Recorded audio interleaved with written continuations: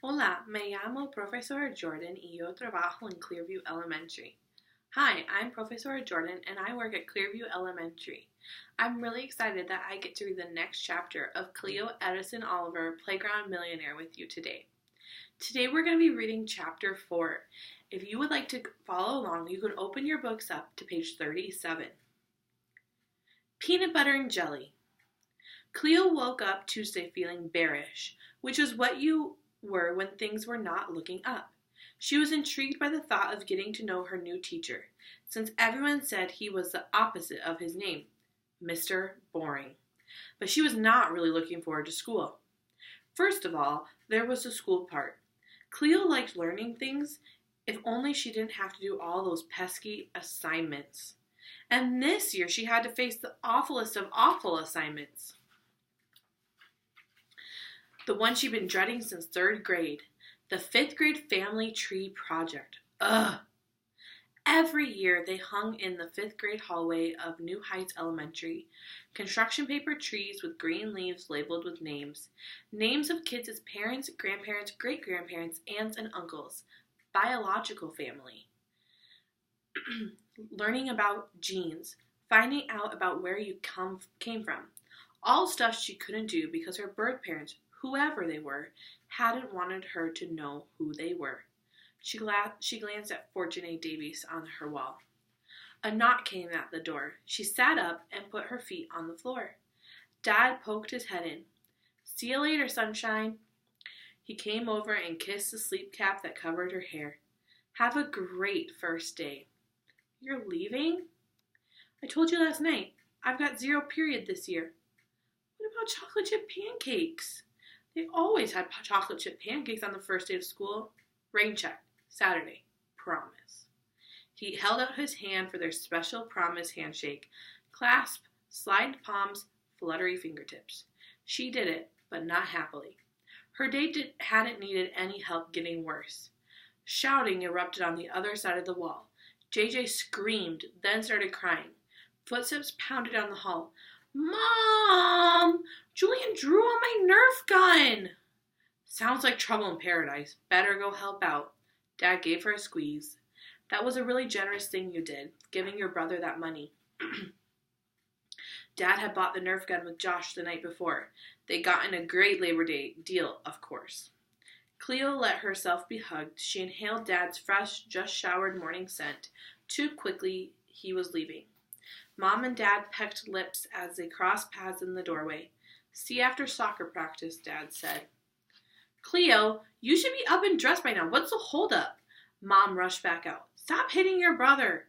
With that, Cleo pulled herself out of bed and trudged to the closet, took off her purple satin cap, and shook out her braids. She had begged Mom to let her sport the twist and curl style Tasha had done for her a few weeks ago.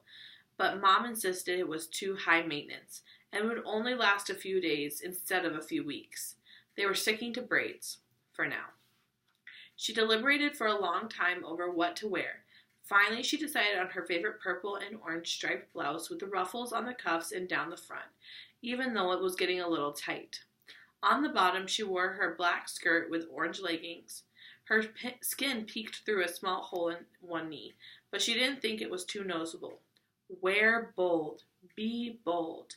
It was one of Fortune's favorite sayings. She looked back at the poster. Fortune looked straight ahead, her smile unflinching. Cleo stood on her bed. She basked in the gaze of the woman's steady, sparkly eyes, studied her brilliant, poster-perfect smile, style, self-assurance, success. One day, Cleo would have these things too. She jumped from the bed and headed to the bathroom. "No, don't, Mom! Ow! Ow!" Josh jiggled on the bathroom step stool. Mom bent over him with a determined look on her face. She clenched his toothbrush in her fist. "Josh, stop wiggling. We have to brush your teeth. All of them." Cleo put toothpaste on her brush. "You should just yank it out, Mom. We could do it while he's sleeping." Josh narrowed his eyes at Cleo and held up his fist. "I'll give you a knuckle sandwich." Mom sighed in frustration. "I wish your uncle hadn't taught you that." She moved in with the brush again. Josh wailed. Just a tooth, Josh. You don't have to you don't have to have a nuclear meltdown over it. Cleo rolled her eyes and started brushing. You would have thought they were threatening to cut off his leg the way he screamed and carried on whenever the subject of pulling his tooth came up. Finally, they were done. Josh gave Cleo the evil eye on his way out the door. Dear Lord, Mom sighed. I can't go through this 17 more times, and I'm definitely not doing what I did the first time, ever again. Josh had held out so long with his first loose tooth that by the end it was hanging by a mere thread of gum tissue. He had swallowed it in his sleep, which meant that if Mom wanted to have Josh's first lost tooth in her special memories box, she'd have to dig through the toilet for it, which she did every time he pooped. Eventually, they found it. No keepsake, no matter how precious, was worth that. Cleo finished brushing her teeth, then grabbed her letter to Fortune and ran to the mailbox. She put the letter inside and raised the little red flag. In 4 to 5 days, according to Mom, it would be delivered to Fortune's office. She could read it and see how determined Cleo was to succeed. She would write back and sign the letter with her very own hand. Cleo headed back to the house, pondering Fortune's response. A letter from Fortune signed in ink from a pen she had held? It would practically be the same as being in the woman's presence. Having her signature like that? It would hold magic. It would be Cleo's most prized possession ever. In fact, she probably would. Yes, she'd even stick her hand in a toilet to save it. As the family minivan pulled up to the school, Cleo searched the huddles of kids looking for Kaylee's black hair and baby blue suede jacket. Cleo hadn't seen her best friend in 10 whole days. She'd been visiting her dad at his new house in Palm Springs. Mom came around to the side door. She hugged Josh hard and kissed his face before he jumped down. Have a great first day, my big first grader. Cleo stepped out and Mom wrapped her arms around her. Love you, kiddo. She kissed her forehead. You sure you don't want me to hang around until the bell rings? I'm sure. Are you nervous? No. Why would she be nervous? You were clicking your wrist. Cleo's right wrist had a click in it. She had a habit of circling it until she heard 7 clicks in a row for good luck. Maybe she did it a bit more when she was nervous. I'm okay. Come on, Josh said urgently. Benny is waiting for me. Mom squeezed her again. See you after school, love. Okay, love you too. They walked towards the building. Josh turned and waved as the van pulled away. Remember, I'm in room 14 if you need me, Cleo said when Mom was gone. Why would I need you? He peered out from beneath his doctor's hat. So much for trying to be a helpful big sister. I don't know, what if you get a bloody nose? I'll pinch it and go see Nurse Bashara. Between nosebleeds, tummy aches, and his asthma, Josh spent a fair amount of time in the nurse's office. He and Nurse Bashara were practically best buds. She shrugged. Okay. Josh saw Benny and took off running. See you later, she called. Bye. She kept going through the front doors and the short hallway that separated the multi-purpose room and gym from the main office and onto the playground. Kaylee was walking up at the same time from the opposite direction. Peanut butter. Jelly! Their 4th grade teacher, Miss Neusmeyer, had told them that they were like peanut butter and jelly, impossible to separate. Cleo ran and gave Kaylee a huger-than-normal bug-a hug, as if they'd been apart for months. A bug-a hug was a hug they'd invented that it was so tight it would practically make your eyes bug out. Nice outfit, Cleo said, stood back and so she could admire Kaylee's clothes. Her turquoise t-shirt came down over the hips of her cuff jeans, which had hearts and flowers stitched on the legs. Over the t-shirt, she had a totally adorable purple bolero sweater, and on her feet, purple Mary Jane shoes. My dad took me back to school shopping.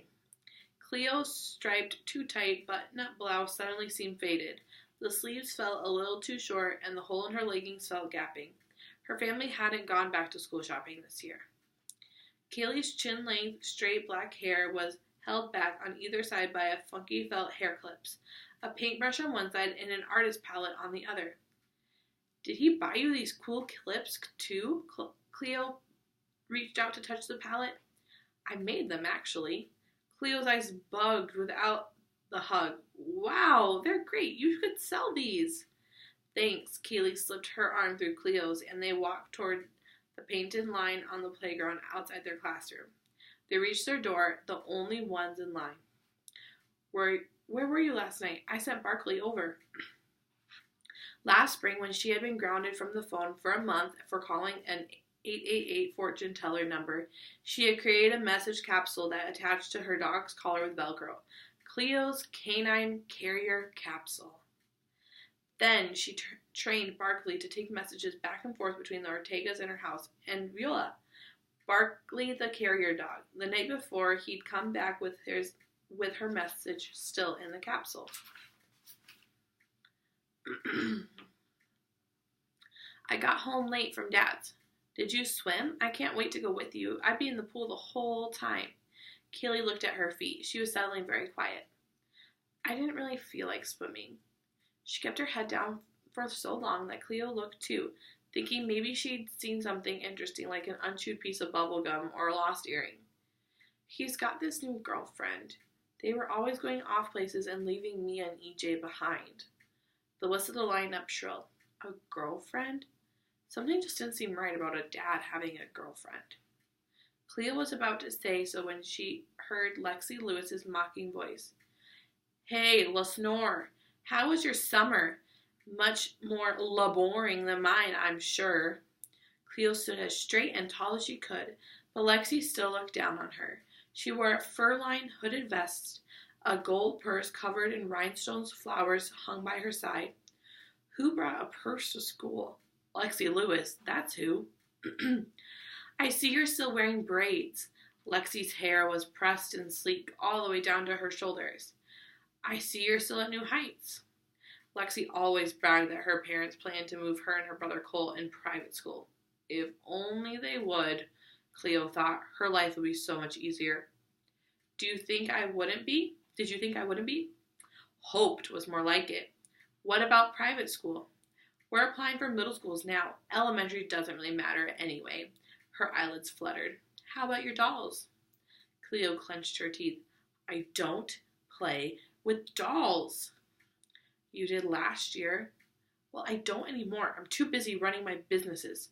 Oh, like selling doll rugs? No, avocados. Lexi sputtered. Avocados. Yep, made $33 yesterday. Wow, Cleo, Kaylee said. That's a lot. Cleo could tell Lexi didn't want to look too impressed. Not nearly enough to buy this. She held up the purse. If you're wondering, yes, it's a real Tutti Frutti. She admired her own handbag. Tutti Frutti? Kaylee said, her nose wrinkled. Isn't that an ice cream flavor? Cleo cracked up. Lexi Lewis just cracked. At least it looked like her long, skinny face had. I said Tutti Frutti, but of course you two wouldn't know. Cleo knew actually. Fortune loved Tutti Frutti shoes and handbags. She's only the hottest designer of the decade, Lexi crowed. The whistle sounded again. Too bad we're not in the same class this year, little snore. I could have taught you some things about fashion. She looked Cleo up and down. I'll give you a quick tip. Get rid of the religious leggings. Cleo looked at her confused. Religious leggings? Lexi pointed at Cleo's knee. They're holy, she laughed, as if she were funny. Cleo stuffed her fist in the crooks of her arms and made her eyes into slits. If Lexi Lewis wasn't careful, she was going to get herself a knuckle sandwich before this year was over. See you around. The Tutti Frutti purse swung out to the side as she swiveled and flounced toward the other fifth grade line. For your information, my middle name isn't Lenore anymore. Cleo called after her. It's Edison. Lexi ignored her. She's awful, Kaylee said, using one of their favorite made-up words. Oh, the opposite of horrible was splendarvilis. They both giggled, and Cleo's fists relaxed.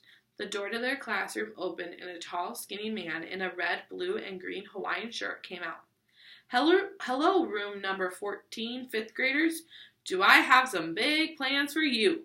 He high-fived Cleo, Kaylee, and a few other kids in the front of the line. Cleo wished she had some big plans for how to deal with Lexi Lewis.